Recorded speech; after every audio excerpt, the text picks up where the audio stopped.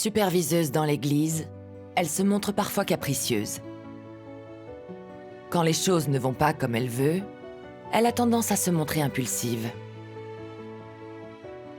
Lors d'une réunion, grâce à l'échange d'un frère, elle commence enfin à réfléchir. Manger et boire la parole de Dieu l'aide à déceler son arrogance. Elle voit clairement l'essence de son impulsivité et trouve des principes pour traiter les gens.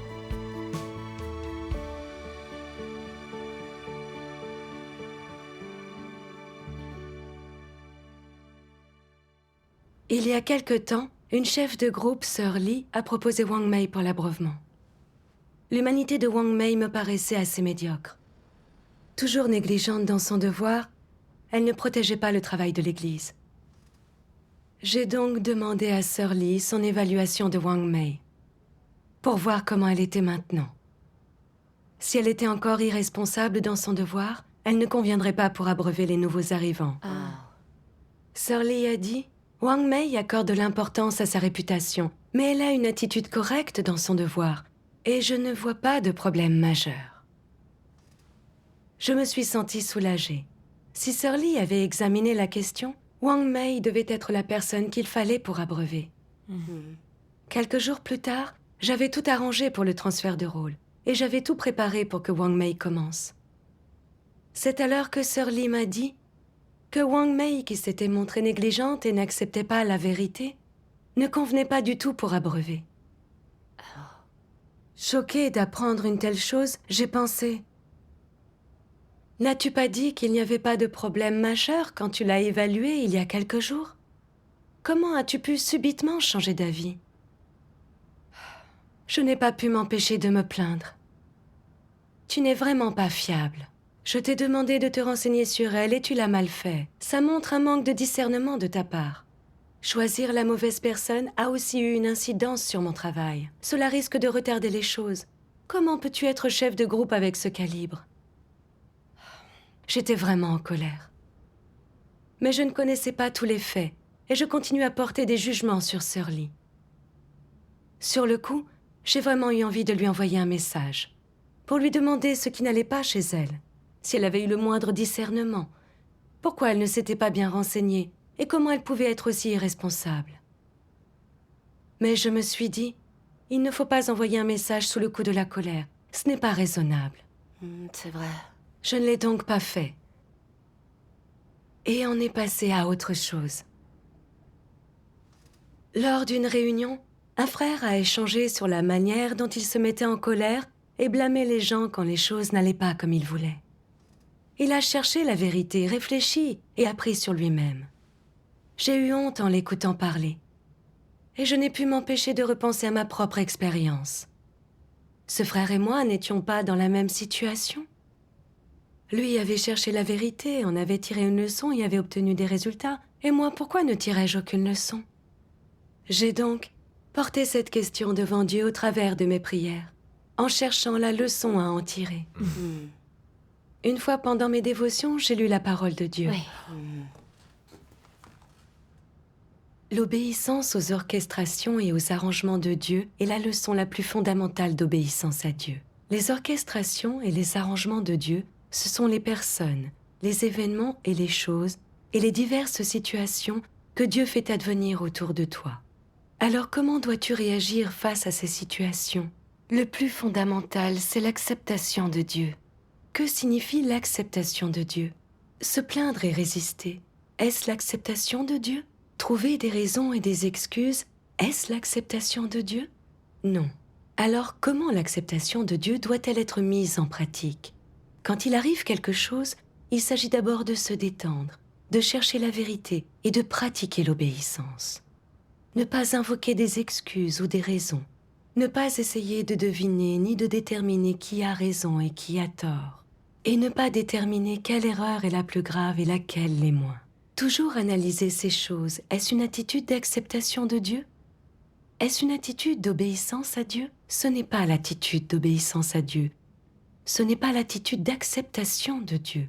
Ce n'est pas l'attitude d'acceptation de la domination et des arrangements de Dieu. L'acceptation de Dieu, c'est un aspect des principes pour pratiquer l'obéissance à Dieu. Si tu peux déterminer que tout ce qui t'arrive relève de la souveraineté de Dieu, que cela implique les arrangements de Dieu, les bonnes intentions de Dieu, alors tu peux l'accepter de Dieu. Pour l'accepter de Dieu, commence par ne pas analyser le bien et le mal, ne pas chercher d'excuses, ne pas trouver de défauts aux gens, ne pas couper les cheveux en quatre, ne pas analyser les raisons objectives, ne pas analyser et examiner en utilisant l'intelligence humaine. Tout cela, ce sont des détails. Et la façon de mettre cela en pratique est de commencer par obéir. Même si vous avez des notions ou si les choses ne sont pas claires pour vous, obéissez. Ne trouvez pas des excuses et ne vous rebellez pas. Et après avoir obéi, cherchez la vérité. Priez Dieu et cherchez. Amen. Amen.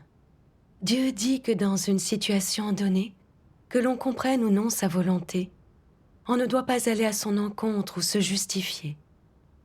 On se doit d'accepter la situation où Dieu nous met et aussi d'obéir. Cela consiste à accepter les choses comme venant de Dieu. Oui. Je considérais les problèmes de l'extérieur, analysant le bien et le mal, me plaignant de ceci et de cela. Je pensais toujours que la chef de groupe était négligente et irresponsable, ce qui avait affecté mon travail et me faisait faire beaucoup d'efforts inutiles. Dans cette situation, mon attitude n'avait pas été d'accepter les choses de Dieu. Je n'avais pas du tout cherché la volonté de Dieu, ni réfléchi aux leçons à en tirer. Mais j'avais reporté mon attention sur la chef de groupe. J'avais voulu me mettre en colère, la reprendre et la critiquer. Ce n'était pas une attitude d'acceptation ni d'obéissance. Les difficultés rencontrées dans le travail avaient-elles été vraiment dues aux autres ? Certaines n'avaient-elles pas eu à voir avec moi ? J'avais résisté aux situations dans lesquelles je m'étais retrouvée. Même si, en fin de compte, les problèmes étaient la faute des autres et que je n'étais pas responsable. Les autres pouvaient réfléchir sur eux-mêmes, en tirer des leçons et grandir. Or, moi, qu'est-ce que j'y gagnais, à part une colère refoulée ? J'ai alors compris que j'étais dans un très mauvais état. Je ne pouvais pas continuer à analyser, à me demander qui avait raison et qui avait tort. Je devais chercher la vérité et en tirer une leçon. Dieu soit loué. C'est un bon exercice. Oui. Face à un problème, il faut d'abord se calmer et chercher la vérité, et non analyser le bien et le mal. Oui. C'est le meilleur remède contre l'impulsivité. Oui. Inutile de compter sur ses propres forces sans prier Dieu ou chercher la vérité. On n'arriverait pas à maîtriser sa colère. Exactement. As-tu cherché à savoir pourquoi tu te mettais en colère quand les choses n'allaient pas comme tu voulais ? J'ai médité la question. Et pour ça, j'ai lu un passage de la parole de Dieu. Dieu Tout-Puissant dit : si tu ne dépends pas de Dieu, que tu ne te tournes pas vers Dieu quand tu accomplis ton devoir et que tu fais simplement ce que tu veux, alors tu auras beau être intelligent, il y aura toujours des moments où tu échoueras. Les gens qui sont volontaires sont susceptibles de suivre leurs propres idées. Alors, ont-ils un cœur qui craint Dieu ? Les gens qui sont trop volontaires ont oublié Dieu, et ils ont oublié l'obéissance à Dieu. Ce n'est que lorsque des choses arrivent, lorsque ces gens se sont heurtés à un mur ou n'ont rien accompli, qu'il leur vient à l'esprit qu'ils n'ont pas obéi à Dieu et ne l'ont pas prié. De quoi s'agit-il ? Ils n'ont pas Dieu dans leur cœur. Leurs actions indiquent que Dieu est absent de leur cœur, que tout vient d'eux-mêmes, et donc que tu fasses du travail dans l'Église, que tu accomplisses un devoir, que tu t'occupes de certaines affaires extérieures ou que tu traites des affaires dans ta vie personnelle, il faut qu'il y ait des principes dans ton cœur. Il faut qu'il y ait un état spirituel. Quel état ? Quoi qu'il en soit, avant que quelque chose ne m'arrive, je dois prier. Je dois obéir à Dieu. Je dois obéir à sa domination. Tout est arrangé par Dieu. Et quand quelque chose arrive, je dois chercher la volonté de Dieu. Je dois avoir cet état d'esprit. Je ne dois pas faire mes propres plans. Après avoir vécu ainsi pendant un certain temps, les gens verront la domination de Dieu dans de nombreuses choses. Si tu as toujours tes propres plans, tes propres considérations, tes propres souhaits, tes propres motifs égoïstes et tes propres désirs, alors ton cœur s'éloignera involontairement de Dieu. Tu seras aveugle à la façon dont Dieu agit, et la plupart du temps, Dieu te sera caché. N'aimes-tu pas faire les choses selon tes propres idées? Ne fais-tu pas tes propres plans? Tu as un esprit, tu es éduqué, bien informé. Tu as la capacité et la méthodologie pour faire les choses. Tu peux les faire par toi-même. Tu es bon. Tu n'as pas besoin de Dieu. Et donc Dieu te dit, va donc faire les choses par toi-même et prends la responsabilité de savoir si ça se passe bien ou pas. Je m'en fiche. Dieu ne te prête aucune attention. Quand les gens suivent leur propre volonté de cette manière dans leur foi en Dieu et croient ce qu'ils veulent, quelle est la conséquence? Ils ne peuvent jamais faire l'expérience de la domination de Dieu. Ils ne peuvent jamais voir la main de Dieu. Ils ne peuvent jamais ressentir l'éclairage et l'illumination du Saint-Esprit. Ils ne peuvent pas ressentir la direction de Dieu. Et que se passera-t-il avec le temps? Leurs cœurs s'éloigneront de plus en plus de Dieu, et il y aura des répercussions. Quelles répercussions? Ils douteront de Dieu et le renieront. Il ne s'agit pas seulement de douter de Dieu et de le renier. Quand Dieu n'a pas de place dans le cœur des gens et qu'ils font ce qu'ils veulent sur le long terme, une habitude s'installe. Quand quelque chose leur arrivera, la première chose qu'ils feront sera de réfléchir à leurs propres solutions, à leurs propres objectifs, à leurs propres motivations et à leurs propres projets. Ils se demanderont d'abord si cela leur est bénéfique. Si c'est le cas, ils le feront. Et si ce n'est pas le cas, ils ne le feront pas. Cela deviendra leur habitude d'aller directement suivre cette voie. Et comment Dieu traitera-t-il de telles personnes si elles continuent à agir ainsi, sans se repentir? Dieu ne leur prêtera aucune attention et les mettra de côté. Amen. Amen. Après avoir réfléchi aux paroles de Dieu, j'ai vu plus clairement mon propre état. D'après cette parole de Dieu, les gens particulièrement têtus commencent souvent par planifier et établir toute une série de règles, calculant ce qu'ils vont faire et aussi comment. Ils élaborent et finalisent d'abord un plan, avant de l'exécuter en utilisant les moyens et les méthodes qu'ils ont choisis, tout en exigeant des autres qu'ils fassent comme eux. C'est vrai.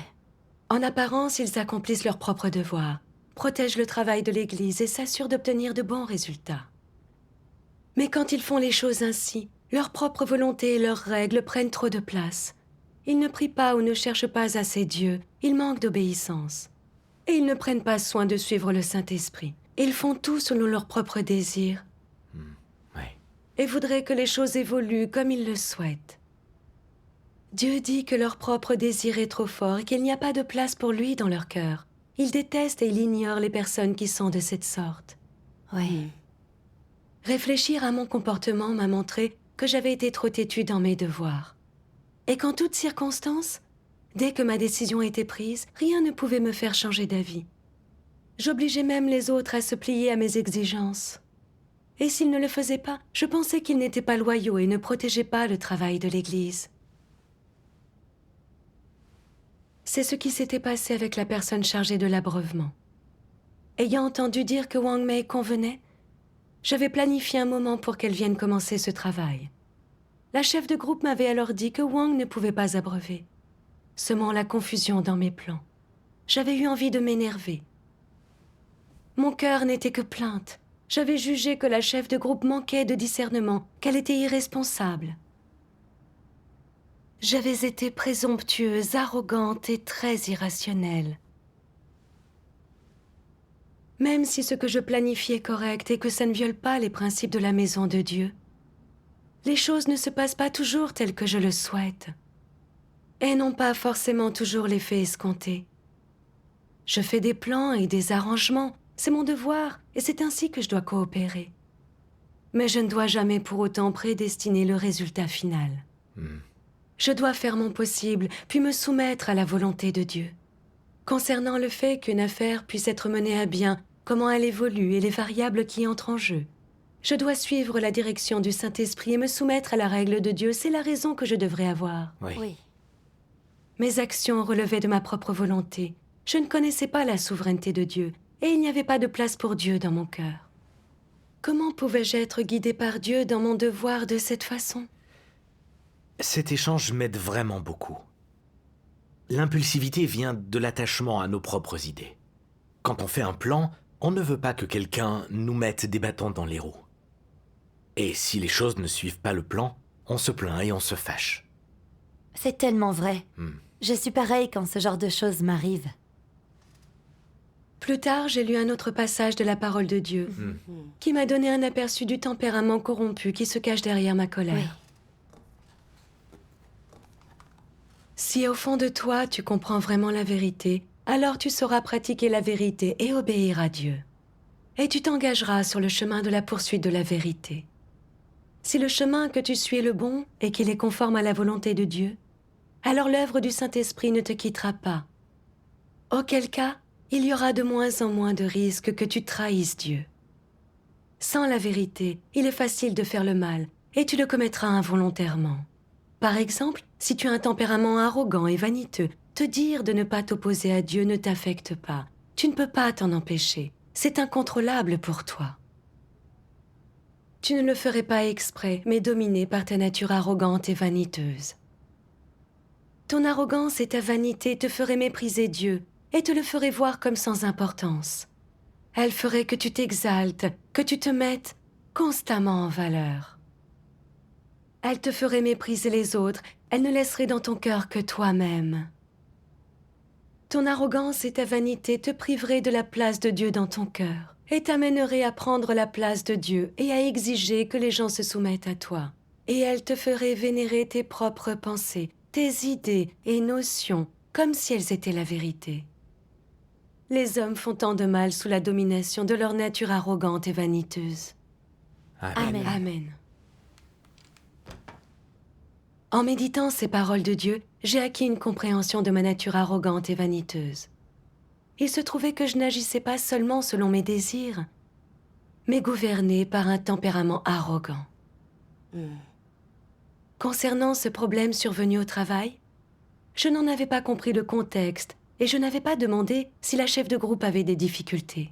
Je m'étais contentée de me plaindre et de la juger sans discernement. En la méprisant et en la jugeant, en réalité, je l'avais rabaissée pour me mettre en valeur. Me mettant sur un piédestal et pensant être meilleure que les autres, comme si j'avais une compréhension de la vérité que les autres n'avaient pas. Comme si j'étais la seule à être consciencieuse et que tous les autres étaient négligents. Comme si j'étais lucide et que les autres étaient aveugles. Je croyais être maîtresse de la vérité. J'avais rappelé aux autres de réfléchir à leurs actions. Comme si moi, je n'étais pas corrompue par Satan et que je n'avais pas besoin d'introspection. À mes yeux, les autres étaient incompétents, insupportables et moi, j'étais la meilleure. Donc, quand quelqu'un avait un problème dans son devoir, je me disais toujours « Tu appelles ça faire ton devoir? Tu es un élément perturbateur. Tu es incapable de faire ton devoir. » Et je le traitais de ceci et de cela sans discernement. Je ne pensais qu'à blâmer et à réprimander. En fait, j'avais moi-même commis un grand nombre de ces erreurs en remplissant mes devoirs. J'étais moi aussi tombée dans les mêmes écueils. Alors étais-je vraiment meilleure qu'eux? Nous rencontrons tous des problèmes à un moment. Et on a inévitablement des manquements et lacunes en faisant notre devoir. Tant que les problèmes sont détectés à temps et qu'ils sont revus et corrigés, il ne s'agit alors que de croissance. Oui, c'est vrai. En fait, je commets souvent des erreurs dans mon devoir. Comme dans l'incident avec Wang Mei. Je savais que cette personne avait été mauvaise. Mais quand Sir Lee avait dit que son comportement allait, récemment, je n'avais pas insisté. J'étais partie du principe que Sir Lee avait évalué la situation et que ça allait. Au bout du compte, il y avait eu un problème. Et j'avais ma part de responsabilité. Mais j'avais simplement rejeté la faute sur Sœur Lee, en la montrant du doigt et en la critiquant. Quelle arrogance de ma part et quel manque d'humanité. Faire son devoir de cette façon non seulement n'aide pas les autres ou ne les édifie pas, mais risque de les restreindre et de les rendre négatifs. Je ne considérais pas les choses ou les gens selon la parole de Dieu. J'étais impulsive et je réprimandais les gens. Je pensais même que c'était ça être responsable, que c'était un acte de justice et que je protégeais le travail de l'Église. Cette façon de voir était vraiment absurde. C'est vrai. Je suis parfois impulsive et colérique, mais je crois toujours agir avec justice. Quand on manque de discernement, les déviations sont très probables. As-tu fini par chercher la vérité à ce sujet? J'ai lu un passage de la parole de Dieu qui a illuminé mon cœur. Dieu Tout-Puissant dit : une fois qu'un homme a un statut, il a souvent du mal à contrôler son humeur, et donc il aura le plaisir de saisir les occasions pour exprimer son mécontentement et donner libre cours à ses émotions. Il se mettra souvent en colère sans raison apparente, afin de révéler sa capacité et de faire savoir aux autres que son statut et son identité sont différents de ceux des gens ordinaires. Bien sûr, les personnes corrompues, sans aucun statut, perdent souvent le contrôle aussi. Leur colère est souvent causée par des dommages à leurs intérêts privés. Afin de protéger leur propre statut et leur propre dignité, elles se défouleront souvent de leurs émotions et révéleront leur nature arrogante. L'homme éclate de colère et laisse libre cours à ses émotions pour défendre et maintenir l'existence du péché, et ses actions sont les moyens par lesquels l'homme exprime son insatisfaction. Elle regorge d'impureté, de machinations et d'intrigues, de la corruption et de la méchanceté de l'homme, et plus que toute autre chose, elle regorge des ambitions et des désirs effrénés de l'homme. Quand la justice entre en collision avec la méchanceté, la colère de l'homme n'éclate pas pour défendre l'existence de la justice ou pour la maintenir. Au contraire, lorsque les forces de la justice sont menacées, persécutées et attaquées, l'attitude de l'homme est d'ignorer, de fuir ou de se dérober. Toutefois, face aux forces du mal, l'attitude de l'homme est celle du service, de la soumission et de l'accommodation. Par conséquent, le défoulement de l'homme est une évasion pour les forces du mal, une expression de la conduite perverse, effrénée et imparable de l'homme charnel. Quand Dieu manifestera sa colère, cependant, toutes les forces du mal seront arrêtées. Tous les péchés qui causent du tort à l'homme seront réfrénés. Toutes les forces hostiles qui obstruent l'œuvre de Dieu seront dévoilées, séparées et maudites, tandis que tous les complices de Satan qui s'opposent à Dieu seront punis et extirpés. Par contre, l'œuvre de Dieu se déroulera sans aucun obstacle. Le plan de gestion de Dieu continuera à se développer étape par étape, comme prévu, et les élus de Dieu seront libres de la perturbation et de la tromperie de Satan, tandis que ceux qui suivent Dieu jouiront de la direction et de l'approvisionnement de Dieu dans un environnement tranquille et paisible. La colère de Dieu est une sauvegarde empêchant toutes les forces du mal de se multiplier et de se déchaîner. Et elle est aussi une sauvegarde qui protège l'existence et la propagation de toutes choses qui sont justes et positives, et les garde éternellement de la suppression et de la subversion. Amen.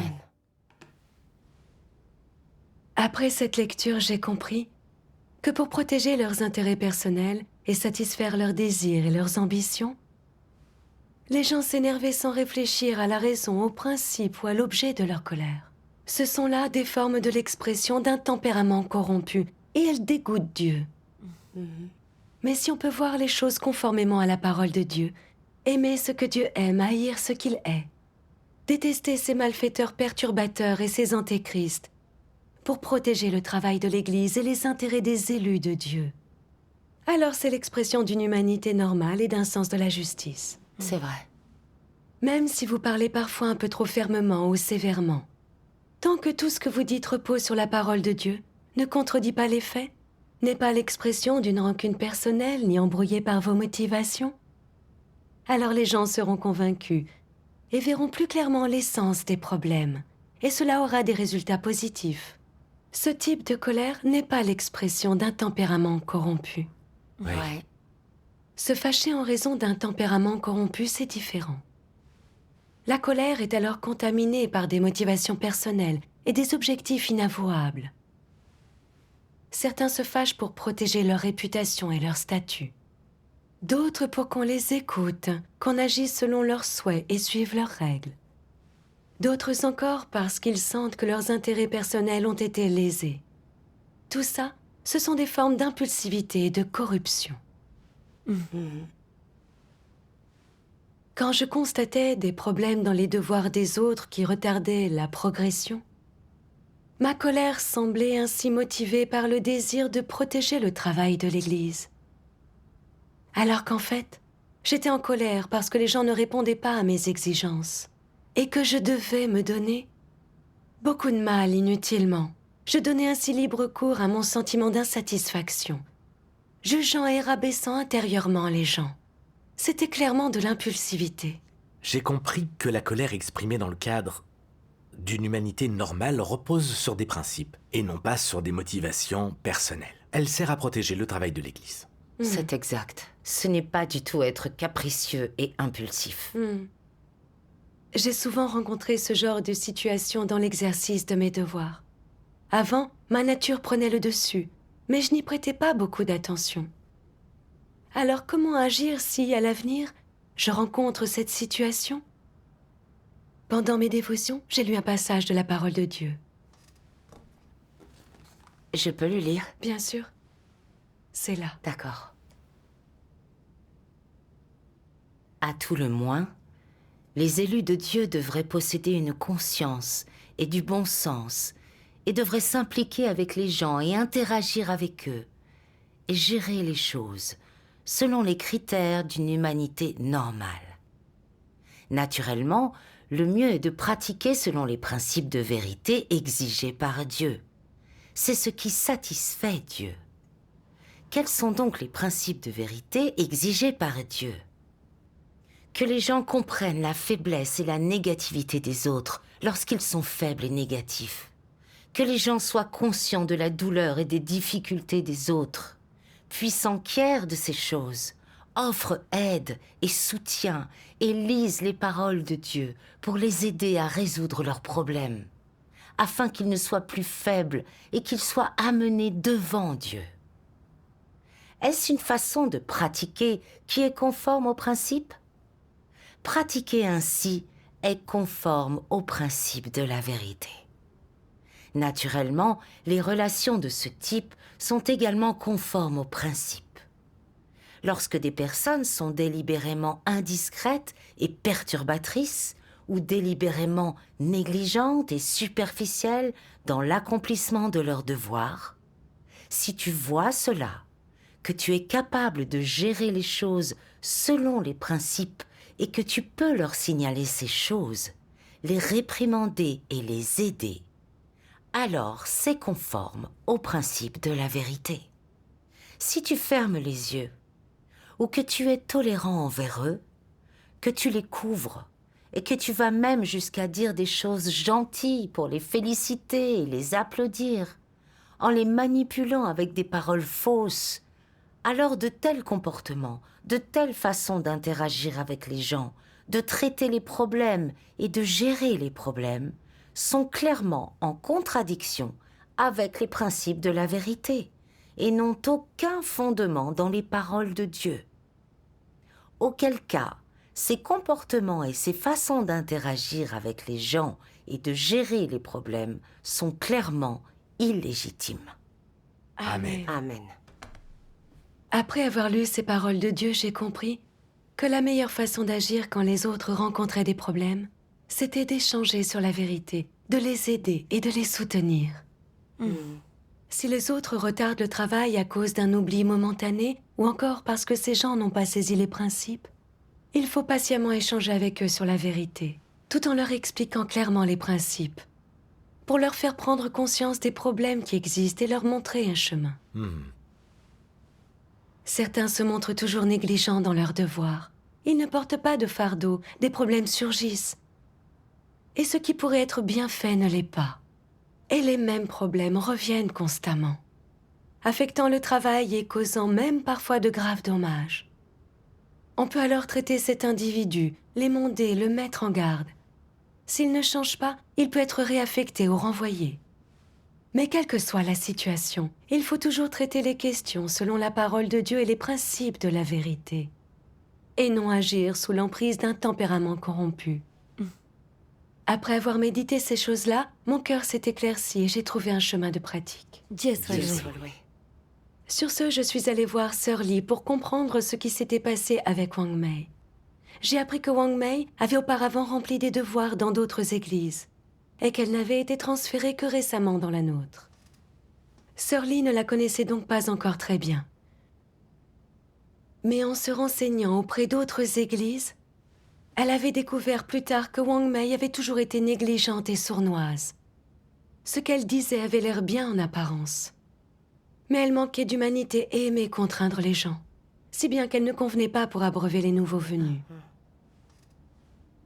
J'ai eu tellement honte quand j'ai découvert cette histoire. En fait, Sœur Lee n'avait pas été irresponsable. C'était juste que des enquêtes avaient dû être menées dans d'autres églises et que la vérification n'avait pas été faite clairement. J'ai arrêté de critiquer Sœur Lee au sujet de cette histoire.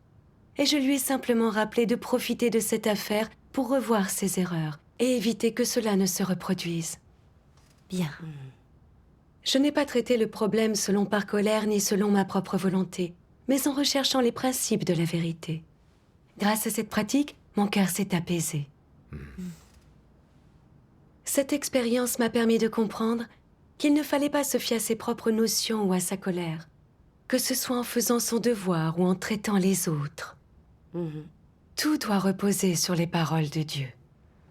Cherchez les principes de la vérité dans les paroles de Dieu et accomplissez vos devoirs selon ses exigences. Voilà ce que sont la poursuite de la vérité et le chemin pour entrer dans la vie. Oui. Dieu soit loué. Rendons Dieu grâce soit à loué. Dieu.